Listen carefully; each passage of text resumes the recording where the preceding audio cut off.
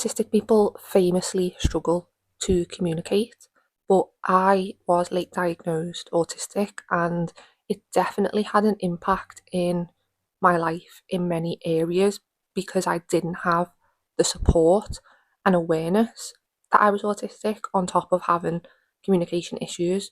Today I'm going to talk about the communication issues in separate areas of my life because I think that my communication has definitely evolved as I have grown and in different situations. So I'm going to discuss it in the areas of school, work, and life. From an early age, I actually was a very good talker, and this is something that I think people might have a misconception that all autistic people are slow developers, because it is true that some people do develop talking and communication skills later in life when they are autistic. However, that is not always the case, and some people also develop those skills at an extremely early age, to the point where I used to give people fright on the bus and in public because I would talk to them like an adult would talk almost. Obviously, not with the same amount of vocabulary, but it would give people a fright because I was so small. And this is something that I was consistently told as I grew up. This kind of followed through into nursery. I think at that age, kids are at all different levels of development anyway, and I don't think people start to pick up on things being wrong at that age. And children, especially, are quite open to individuals and differences. They don't really see people as different, they just see everyone as people. Once I got into primary school, things were definitely not the same for me as they were for many others. I definitely felt from a very early age that I didn't fit in. I had some friends, but I was never the main friendship group kind of person. I always felt like I was on the outside a lot of the time. There would be a close set of friends and I would be involved in that friendship, but I wouldn't be anyone's best friend. And I always kind of felt like I was on the outside of what everyone was talking about. And this definitely started to get worse the older people got. And I think that's because people and kids do start noticing differences in people. And even though I didn't understand this at the time, I definitely did struggle with making friends and staying in on conversation and talking about things that people wanted to talk about. My very, very special interest as a child and older was definitely Harry Potter. It is something that I fell into to try and cope with the life that I was in at the time. And I would want to talk about this in every single situation and scenario, and did not really have the understanding that people did not want to talk about it. I also would talk about things that were happening in my life that I didn't understand, other children didn't understand the concept of, or were not they were not aware of problems that I was aware of just because of my life. But I didn't understand that you don't always have to tell people everything. You can keep certain things to yourself that might make you a target or might make other people a little bit confused or even upset sometimes. So that was definitely something that I struggled with in primary school. I remember asking someone in primary school what their mum and dad had bought them for Christmas, and not having the understanding that they may have still had believed in Santa, Father Christmas. And I remember being stopped in the playground by their mum the next day, explaining that even if I knew it wasn't true, their children still believed, and that I had upset the child. I had no idea, I didn't realise. And I had just said it because, well, of course, if I know this to be true, then everybody, it was not, I didn't even consider the fact that that person may still believe. But it wasn't too bad. I did struggle in other areas, but it wasn't horrendous in primary school. Again, I think because people and children pick up less on differences. When I got into secondary school, however, things took a very quick downward spiral. I struggled to make any friends. I was still talking about Harry Potter in every conversation that I could. And although people believe that people with autism struggle to speak at all, again, this can be a misconception. And I did tend to talk more than I should have when I was nervous or felt uncomfortable, which resulted in me again talking about things that I probably should have kept private. But I also lacked the ability to read who I could trust. So there was many times, and bullies are bullies, and obviously I knew that they were. However, there were certain people that I would think were friends because they wanted to sit with me and they wanted me to talk to them. And everybody around me understood that they were just trying to get information out of me so that they could discuss and laugh behind my back. But I couldn't read that. And so I would end up in situations where I would say things to people that I thought I could trust, that I couldn't trust, who would then just be using that as almost content for their real friends later. And that took a long time for me to realise that that was what was happening. I also would and still do have a problem with talking about very, to me, normal subjects that can actually be quite traumatic to people, and I will just bring them up in general conversation, and it can make people uncomfortable. And that is something that I have to even remember now, that not everybody wants to or likes to hear traumatic things and just sees that as normal conversation.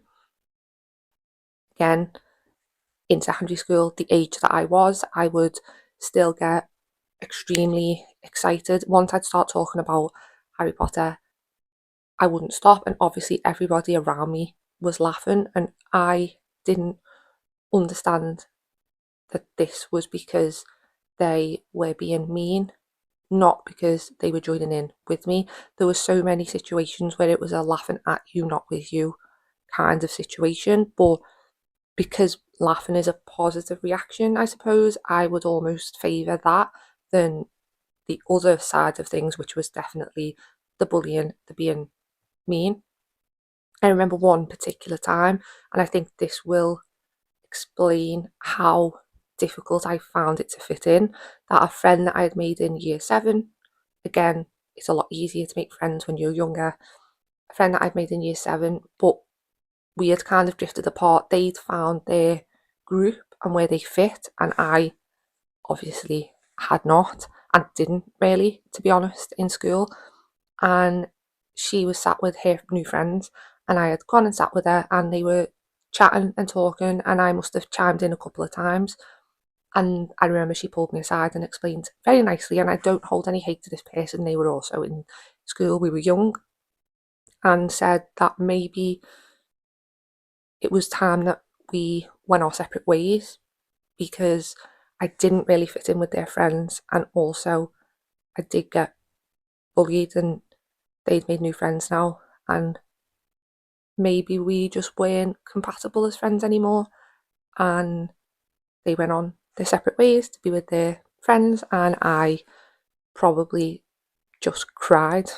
Things kind of changed as I got a bit older and went into the work environment. I think this is where things improved slightly in terms of confidence, and so it was difficult. It was horrendous at times, especially when I was working in retail, but it definitely gave me skills that I didn't have before around talking with strangers, a complete mix of age and different people, and there wasn't as much of the clique and bully culture luckily where I went to work, and there was a lot of older people, people with more life experience, and I always found it easier talking to older people and children.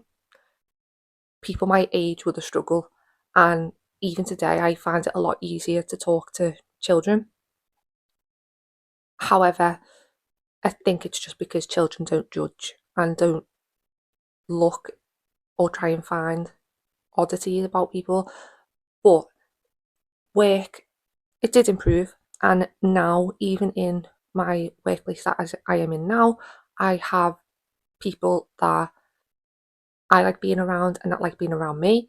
However, the issues of talking too much definitely is still something that I deal with, and the result of that tends to be that on days when I am in the office, I will talk basically the entire day. Can't always stop myself. My emotions will definitely have an impact on how much or how little I talk, but I will talk and talk and talk, and then I will completely crash when I get home. It is exhausting. And if you were to ask people if I was chatty and confident based on them knowing me in the workplace, I think majority of people would say yes. But the reason why that happens is often because I am filled with anxiety. I am overthinking something that I said 10 minutes ago, so I'm trying to cover up what it was that I said. I am overexcited or worried about something or nervous or desperately just want to fit in and to make people happy or laugh or get a positive response. And on the flip side of that, even though I am extremely lucky and I have some very supportive, very patient, and nice people that I work with, I do struggle in terms of being misunderstood. Not necessarily by the ones around me, but this is something that I've always struggled with people higher above. It was like this with teachers, certain teachers in school, and certain managers that I've had. I think people think in a, especially in a work-based setting, that if you are correcting someone or pointing something out that is incorrect, that you are being rude or you are trying to go above their head or you are trying to embarrass them, or if someone is, which happens often, misunderstood what I have meant by something that I have written or emailed, and I try to explain myself and what I've meant. Again, it's seen as being rude or backstabbing. I've talked about this before about playing the game. I don't understand or want to understand what that means. I understand the concept of it and I understand why people say that you should do it, but I can't join in because when I'm talking to people, I want them to know that what I am saying and my actions are the same as what I am showing outwardly. And that is another reason why I struggle in workplaces and in social settings, because quite often what people say and their actions don't always reflect what it is that they mean or are trying to gain from that situation. And so I have often found myself in trouble for being rude or disruptive or for just being annoying or pointing things out that other people might not have pointed out, or just getting the wrong idea about me based on my communication and how I come across sometimes. So that is something that I still work on today, but it's definitely an improvement from school and my communication. And then lastly, my communication in life. I am in a much better social situation than I was for the majority of my life. I have an amazing partner and I have some friends. I do not have a big group of friends. I don't think I will be able to keep up with a big group of friends because I'm not someone who likes to text. That's another big thing. I struggle with texting, keeping up with people over the phone. I don't understand why people text each other unless it's for a reason. Are you making plans? Are you wanting to show someone something that you've seen? But in terms of texting all day, every day, I just don't see the point. I don't text people for the sake of texting people or messaging people, but that's something I have to remind myself to do because I understand that if you don't, a lot of people see that as someone doesn't want to speak to you or doesn't want to be your friend, and I need to remember that. Also, calling, I hate calling people, I hate being on the phone. I am not a big call person. I would rather text someone if I need to. I don't really like phone conversations, but I do have a few friends that I can trust and that are supportive and understanding, and I think that's something that tends to happen as you get older and you find your people. However, I do a few other things that I do still do. Definitely, even with friends that I really get on with, is practicing conversations. Even though those conversations don't end up happening, this is something that I've always done since I was as long as I can remember and didn't realize was abnormal. Is having the conversation in your head the day before or the when you're on the way. What am I going to say?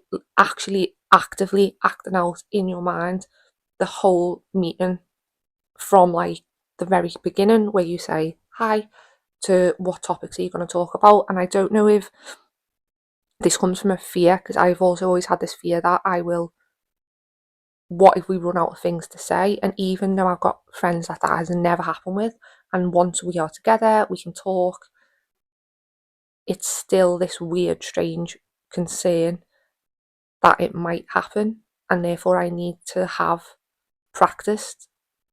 I think that might be where it comes from, but that's definitely something that I have always done. Another thing in conversation is I have to actively remind myself to allow other people to talk. It's not that I don't listen, I am quite good at listening.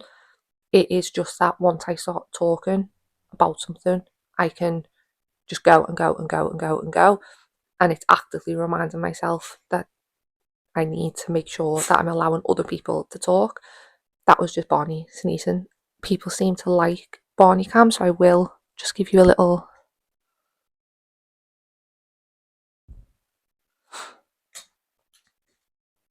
But yes, so they are a few things that I wanted to discuss in relation to communication. Please let me know if there's anything that you would like me to discuss next. I am trying to upload regularly. Please subscribe, please like, please discuss below. But again, please try and keep it friendly in the comment section down below. That is everything for now. Thanks for watching.